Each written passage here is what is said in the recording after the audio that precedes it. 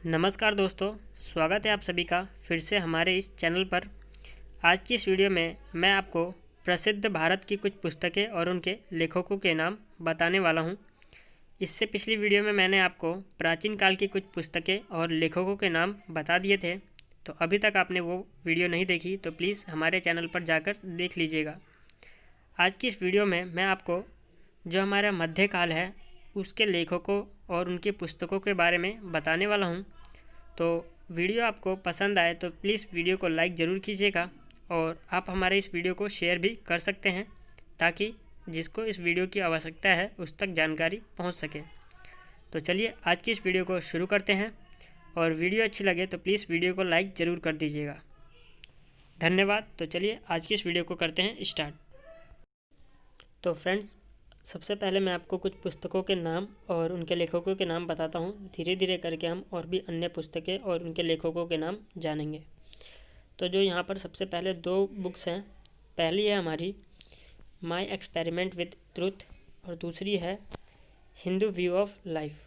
ठीक है, तो जो हमारी पहली पुस्तक है उस पुस्तक के रचयिता कौन हैं? तो उस पुस्तक के रचयिता हैं हमारे महात्मा गांधी जी।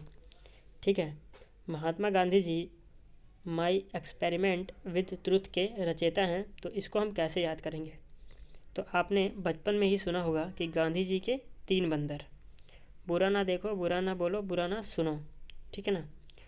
तो ट्रुथ यानी कि सच बोलो, बुरा ना बोलो, बुरा ना देखो, बुरा ना सुनो। तो क्या बोलो, क्या देखो, क्या सुनो? सच्चाई यानी कि ट्रुथ। ठीक है ना, ट्रुथ सुनो, सच्चाई सुनो। ठीक है, तो ये किसने बताया था? महात्मा गांधी के बंदरों ने। तो इससे ट्रुथ से आप इसको याद कर सकते हैं, माई एक्सपेरिमेंट विद ट्रुथ किताब का नाम। ठीक है, दूसरी हमारी बुक है हिंदू व्यू ऑफ लाइफ, जिसके रचयिता हैं डॉक्टर सर्वपल्ली राधाकृष्णन। तो इसके रचयिता को हम कैसे याद करेंगे? तो व्यू ऑफ लाइफ यानी कि ज़िंदगी के बारे में जो बताया था वो राधा और कृष्ण ने धरती पर अवतार लेकर ही बताया था।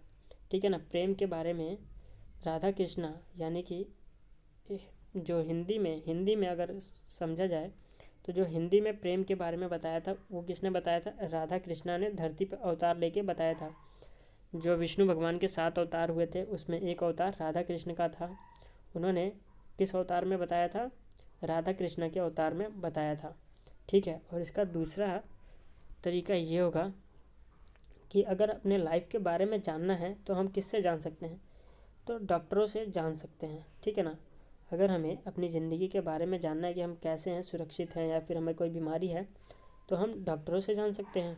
ठीक है, तो उम्मीद करता हूँ इससे आप इसे आसानी से याद कर पाएंगे और आसानी से स्मरण भी कर रख पाएंगे। ठीक है, ताकि आपको लंबे समय तक ये चीज़ें याद रहें। ठीक है, अगले कुछ पुस्तकें और उनके लेखकों के नाम देखते हैं। जो हमारी नेक्स्ट यानी कि जो हमारी अगली पुस्तक है उसके रचयिता कौन है और पुस्तक कौन सी है उसके बारे में मैं आपको बता दूं। तीसरे नंबर पे जो हमारी पुस्तक है उसका नाम है इंटरनल इंडिया। ठीक है ना, और इसके रचयिता हैं इंदिरा गांधी जी। ठीक है ना, इसके रचयिता हैं इंदिरा गांधी जी। तो इसको कैसे याद करें? तो इंटरनल मतलब होता है अंदर की ओर। ठीक है ना, और इंडिया लिखा है यानी कि भारत के अंदर गांधी जी को इंद्र भगवान ने भेजा था। ठीक है ना, इंटरनल अंदर, भारत के अंदर गांधी जी को इंद्र भगवान ने भेजा था। ठीक है ना, इस तरह आप इसे याद कर सकते हैं। ठीक है, और क्योंकि मैं इस तरह इसलिए याद करवा रहा हूँ ताकि जो चीज़ें नहीं होती, जो चीज़ें सच्चाई नहीं होती वही हम अच्छे से याद कर पाते हैं। निमोनिक में भी यही सिखाया जाता है कि जो चीज़ मज़ेदार हो, जो चीज़ इंटरेस्टिंग हो उसे ही बताया जाए ताकि उससे आसानी से चीज़ें याद हो पाती हैं। ठीक है, इसीलिए मैं आपको इस तरह बता रहा हूँ। ठीक है, तो उम्मीद करता हूँ कि आपको ये तरीका समझ में आया होगा और पसंद भी आ रहा होगा। नेक्स्ट पुस्तक देखते हैं अपनी 49 डेज़, जिसके रचयिता हैं अमृत प्रीतम जी। ठीक है, जिसके रचयिता हैं अमृत प्रीतम जी। 49 डेज़, तो इसमें क्या हुआ कि एक व्यक्ति ने अपनी गर्लफ्रेंड को बोला कि मैं 49 यानी कि 49 दिनों के अंदर में, 49 डेज मतलब दिन, तो 49 दिनों में अमृत पीकर आऊँगा अपनी प्रीतम के पास।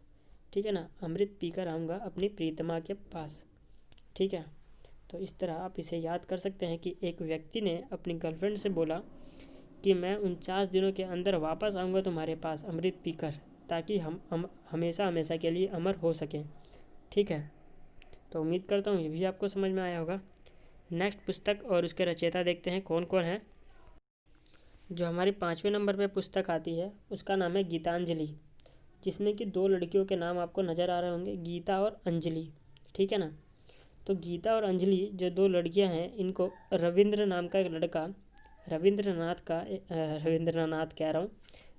नाम का एक लड़का टैगोर गार्डन घुमाने लेके गया। ठीक है, तो उस तरह आप इसको याद कर सकते हैं कि जो गीतांजलि जो पुस्तक है जिसके रचयिता रविंद्रनाथ टैगोर जी हैं, गीता और अंजलि को घुमाने के लिए रविंद्र नाम का एक लड़का टैगोर गार्डन में ले गया। ठीक है, तो इस तरह आप इसे याद कर सकते हैं। नेक्स्ट है हमारी पल्लव पुस्तक का रचयिता हैं सुमित्रानंद पंत जी। तो इसको कैसे याद करेंगे, तो देखिए एक सुमित्रा नाम की औरत है, ठीक है ना, जिसने अपने पल्लू जो हैं वो ऊपर उठा रखे हैं। तो एक औरत ने बोला कि सुमित्रा अपने पल्लू नीचे कर लो, नंद जी आने वाले हैं घर में। ठीक है ना, नंद जी घर में आने वाले हैं। पहला है सुमित्रा अपने पल्लू नीचे कर लो, नंद जी आ रहे हैं। ठीक है, तो 3 टुकड़ों में अगर आप देखते हैं तो इसको आसानी से याद कर सकते हैं। ठीक है, सबसे पहले गीता और अंजलि को घुमाने कौन ले गया, रविंद्र नाम का एक लड़का। कहाँ लेके गया, टैगोर गार्डन में। ठीक है, तो रविंद्रनाथ टैगोर गीतांजलि के रचयिता हैं। पल्लव के रचयिता कौन है, तो पल्लव के रचयिता हैं सुमित्रानंद पंत जी। तो सुमित्रा अपने पल्लव से पल्लू नीचे गिरा लो, नंद जी आ रहे हैं। उम्मीद करता हूँ ये भी आपको समझ में आया होगा। अब नेक्स्ट पुस्तक देखते हैं और उसके रचयिता देखते हैं। तो जो हमारी 7वें नंबर पे पुस्तक आती है उसका नाम है चंद्रकांता और इसके रचयिता हैं देवकी नंदन जी। ठीक है ना, इसके रचयिता कौन है, देवकी नंदन जी। तो अब इसको कैसे याद कर सकते हैं देखते हैं। सबसे पहले इसको कुछ टुकड़ों में विभाजित करेंगे। ठीक है ना, तो यहाँ पर है, पहला है चंद्र। ठीक है ना, तो चंद्र है और कांता है। ठीक है ना, तो कांता नाम की एक औरत है जिसके माथे पे चंदन का टीका लगा है। क्यों लगा है, क्योंकि वो देव के मंदिर में यानी कि भगवान के मंदिर में पूजा करके आई है नंदन के साथ जाकर। ठीक है ना, देव के मंदिर में पूजा करके आई है नंदन के साथ जाकर। जो कांता है उसके पति का नाम हो गया यहाँ नंदन। ठीक है, देखते हैं कैसे। जो इधर कांता है लास्ट में, इसके पति का नाम है नंदन लास्ट में। ठीक है, इसके माथे पे लगा है टीका क्योंकि ये आई है देव के मंदिर से पूजा करके। ठीक है, उम्मीद करता हूँ आपको समझ में आया होगा। कांता के माथे पे लगा है चंदन, ठीक है, क्योंकि वो देव के मंदिर जाकर पूजा करके आई है।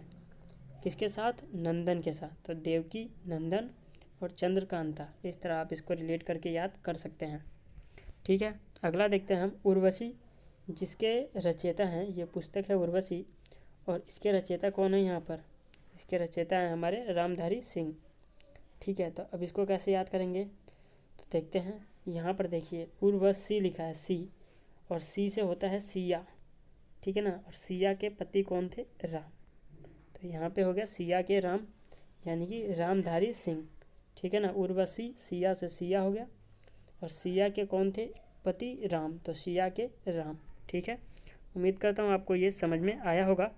अब और भी हमारी कुछ पुस्तकें बची हैं, उनको भी देख लेते हैं और याद कर लेते हैं। जो हमारी नेक्स्ट पुस्तक है अगली, उसका नाम है 9वें नंबर पे जो है उसका नाम है जजमेंट, और 10वें नंबर पे जो है उसका नाम है इन जेल। जो 9वें नंबर पे पुस्तक है इसके रचयिता हमारे हैं कुलदीप नैयर जी। ठीक है, अब इनको कैसे याद करते हैं देखते हैं। जजमेंट मतलब होता है न्याय, यानी कि फैसला करना है न्याय के विरुद्ध में। ठीक है, तो हमारे एक व्यक्ति बोलता है कि हमारा जो कुल है उसका तो दिया ही बुझ जाएगा अगर हमें सही से न्याय नहीं मिला। ठीक है ना, जो हमारा कुल है उसका दिया बुझ जाएगा अगर हमें सही से न्याय नहीं मिला। ठीक है, तो क्या नहीं मिला, जजमेंट, सही से जजमेंट नहीं मिला तो हमारे कुल का दिया बुझ जाएगा। ठीक है, तो इस तरह आप इसको याद कर सकते हैं, कुल का दिया बुझ जाएगा। क्यों बुझ जाएगा, क्योंकि हमें अच्छे से न्याय नहीं मिलेगा, यानी कि जजमेंट नहीं मिलेगा। ठीक है, तो उम्मीद करता हूँ समझ में आया होगा। अब नेक्स्ट देखते हैं इन जेल। अब कुल का जो दीपक है यानी दिया है वो क्यों बुझ जाएगा? क्योंकि जो कुल का जो एक लड़का था, कुल में उनके ख़ानदान में सिर्फ एक ही लड़का था जिसको जेल में जाना पड़ेगा, जेल के अंदर जाना पड़ेगा। अगर वो जेल के अंदर चला जाएगा तो हमारे कुल का दिया ही बुझ जाएगा, क्योंकि वो जेल से तो वापस आएगा नहीं कभी भी। मान के चलते हैं कि कोई जेल में गया और जेल से वापस ही नहीं आया, तब तो उनके ख़ानदान वहीं पे ख़त्म, कुल का दिया ही बुझ जाएगा, आगे उनकी संतान ही नहीं बढ़ेगी। ठीक है, तो इस तरह आप इसको याद कर सकते हैं। तो उम्मीद करता हूँ ये सारी ट्रिक निमोनिक्स के माध्यम से मैंने आपको याद करवाई, पसंद आई होगी आपको। और पसंद आई है तो प्लीज़ अपने दोस्तों में शेयर ज़रूर कीजिएगा। और इससे पहले जो हमने प्राचीन काल की पुस्तकें और लेखकों के बारे में बताया है उसे भी आप ज़रूर देखिएगा।